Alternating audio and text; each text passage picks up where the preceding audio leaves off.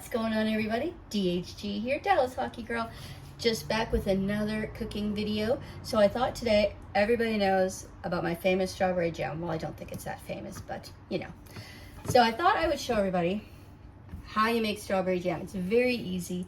It's a freezer jam, so there's no cooking involved. There is cooked jams, but this is not, and it's very easy. And you can actually get, you will need Certo, which is the pectin that makes the jam gel. And there's instructions inside. There's for like raspberry, blueberry, peach jam, all the different jams, because there's different amounts of sugar and fruit and all that kind of stuff. So you need a fair few things to make the jam, just because there's a few steps. So let me show you. So first of all, you've got strawberries. So I have 3 baskets of strawberries. These are mostly, they're washed and hulled already, but we're going to do these ones so you can see how we do that. You need sugar and the Certo, and you will need lemon juice.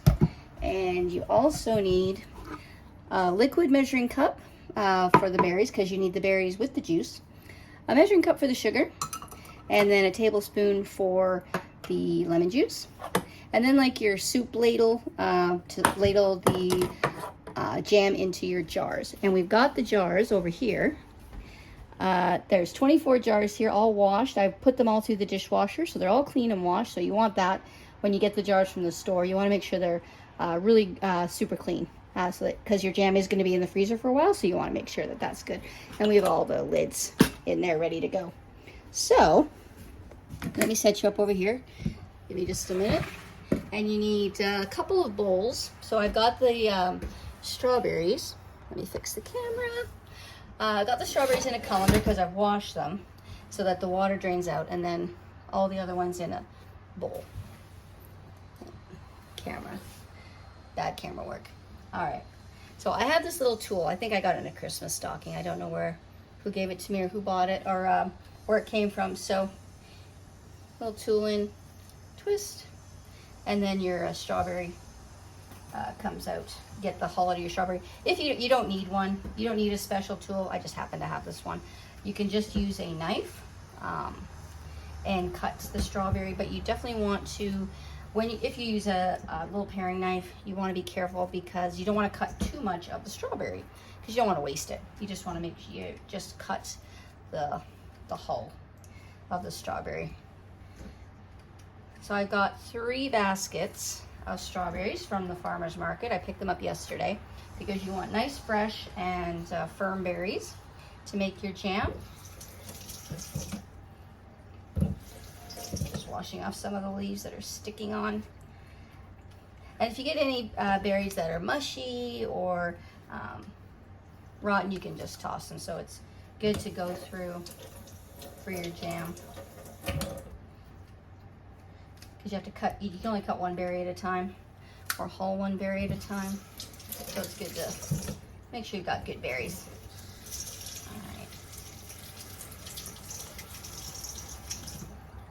All right, over there.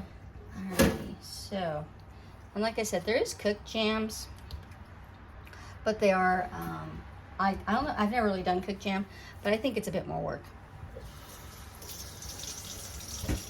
A bit more work, because you have to simmer the jam, let it cool, I think simmer it again, and then you have to put the jars in a pressure cooker to seal them really well before you can put it away. But cooked jam you can just store in the cupboard. Freezer jam you obviously store in the freezer. And you don't have to make, I've got 2 dozen jars, and usually I get about 2 dozen jars and a couple of bowls that we can eat now. It seems to be what I get out of this batch of strawberries, this number of strawberries. But you never know, it just depends. But you don't have to make, you can just make 1 little bowl of strawberry jam if you wanted. It's good in the fridge for about a week or so, if you just have it in a bowl and or a sealed container. But in the freezer, it's good for several months, because as people know, I give this away for Christmas and raffles and all that kind of stuff. So we'll see. Maybe hockey season is very soon. We're getting there. for hockey season. I know there's lots of folks who are enjoying baseball season, and that's great. But we like hockey season around here. So I'm going to put the strawberries into the colander again. Alright, my tool. So I just poured them from the bowl into this colander just because I want the water to drain. You don't want too much water because then the strawberries get mushy. So we don't want that. So let me set you up again so you can see everything. So you want 2 bowls because you want you just want to do a few berries at a time to get the amount you need, because you kind of want some berry chunks, some nice chunks of fresh berry in your jam. You want your potato masher. I forgot to say that in the list of things you need. So you just mash a little leaf. All right, so you just mash up the berries. You don't have to mash them too much. They can be chunky. You don't have to mash them like all smooth like you would potatoes. So let's put a few more berries in. So you just do a few berries at a time.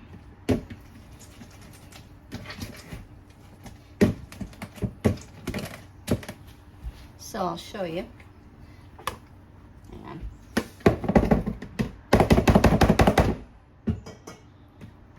So there you go.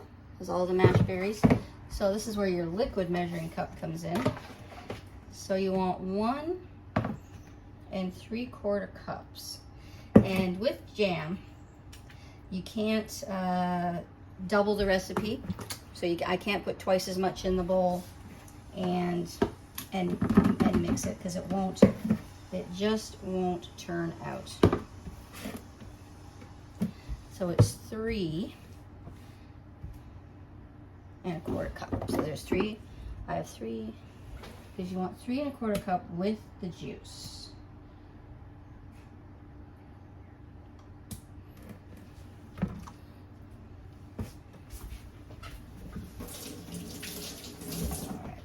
And this does get very messy. So it is 1 3/4 cups of berries with juice. So you measure it with whatever berries and juice, 1 3/4 cups. And then it is 4 cups of sugar. That is a lot of sugar, but jam requires a lot of sugar to set. And you want to measure it pretty evenly. That's 2.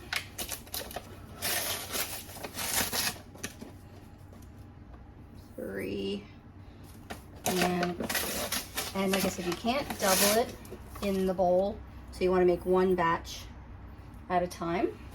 And then spatula. So we're going to stir. That's all. A lot of sugar. A lot of sugar, people. So we're going to mix.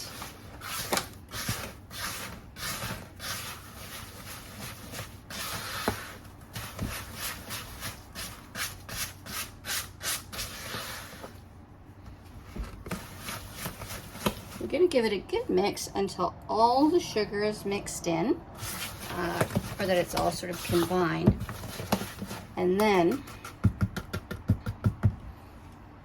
you're going to leave it for 10 minutes. You're not going to stir it or touch it for about 10 minutes, because you want the sugar to dissolve and mix in with the berries itself, so that when you eat the jam, you don't get crunchy sugar in your jam. So I've moved my Google into the kitchen, so that, because again it gets messy and I don't want to touch and get everything all sticky. Hey Google, set a timer for 10 minutes. Sure, 10 minutes. Starting now. Starting now. So we're going to set the timer, and we will be back in 10 minutes when we do the next step. Hey everybody, welcome back. Our timer is about to go off from letting the berries and the sugar sit for 10 minutes. Hey Google, off. So then you put in 2 tablespoons of lemon juice, which I already did. And then you're going to put in your Certo, the Liquid Certo.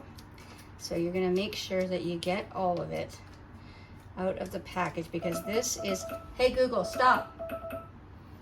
Thank you. So you want to make sure you get all of it out of the package, because this is what turns your jam into jam. and sort of helps solidify it. So you want to make sure you get all of it. All right, and then now you're gonna stir for 3 minutes. Hey Google, set a timer for 3 minutes. Sure, 3 minutes. Starting now. Starting now. So the jam does take a lot of stirring. So I just keep spinning the bowl, and I switch arms every so often because your arm will get tired.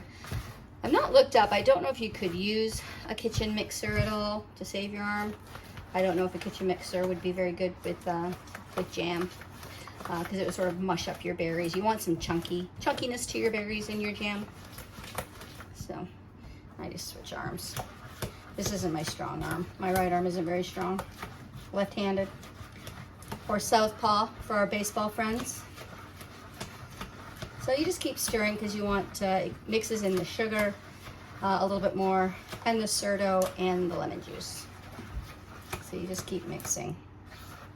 So tell me in the chat, what kind of jam does everybody like? Is strawberry jam everybody's number one? Or do people like blueberry, raspberry, peach, mixed fruit jam? What kind of jam does everybody like? And then what do you like to put your jam on? Do you just like to put it on some toast?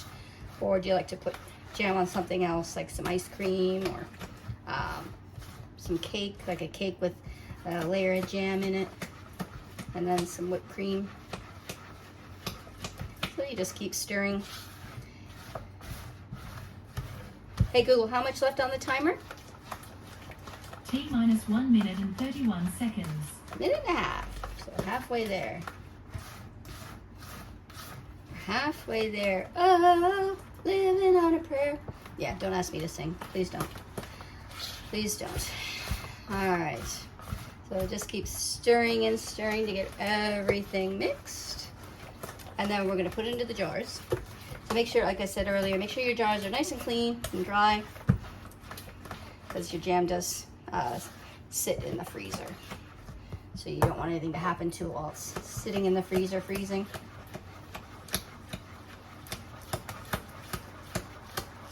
And it is really important to stir for the full 3 minutes because you want everything to be really, really well mixed and all that sugar to be dissolved.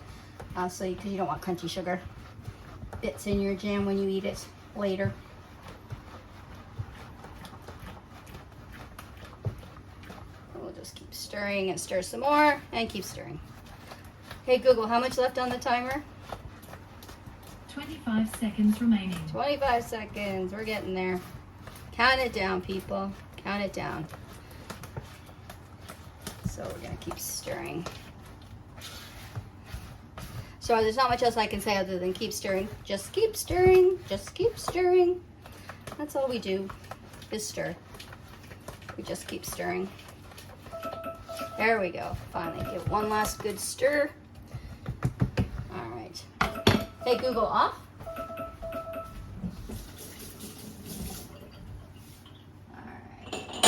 And each batch is about 4 jars, because you're not going to fill your jar all the way to the top. Now this part is the messy part. So you're just going to fill up the jar or the container, whatever container you're using, to about that far. So you can see the jar. I usually, because there's these ridges in the jar, I usually fill it up. That's a little marker that I fill it up to, because it needs a little room to expand in the freezer. So that's why you don't fill it up to the tippity top of your jar or container. So we'll just keep pouring the jam into the jars, and then you get your clean wet cloth, and just wipe your jars down. And then I always wipe sort of the inside around the ridge, so that that's good and clean, so that your jars seal really well, because your jars need to seal really well. Otherwise your jam won't be very good later. If it's not sealed, it'll get all freezer burnt. All right, let's see here. Get the last of this. I think we'll have just the 4 jars. Yeah, I think so. Put a little bit more in that one and a little bit more in that one. All right.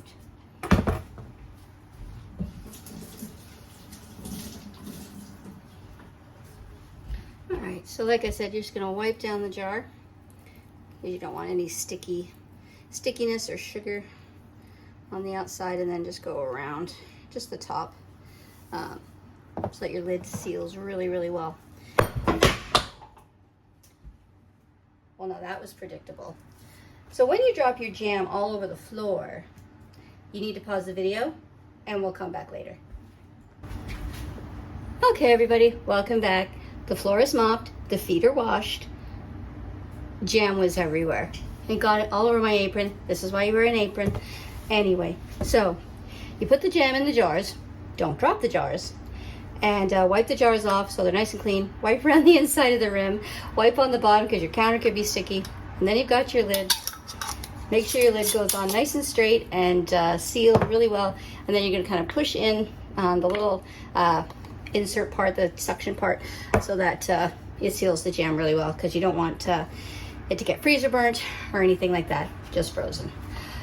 So I hope that helps, and I hope everybody enjoyed the jam making. Like and subscribe, all the YouTube things, and we'll see you in the next video.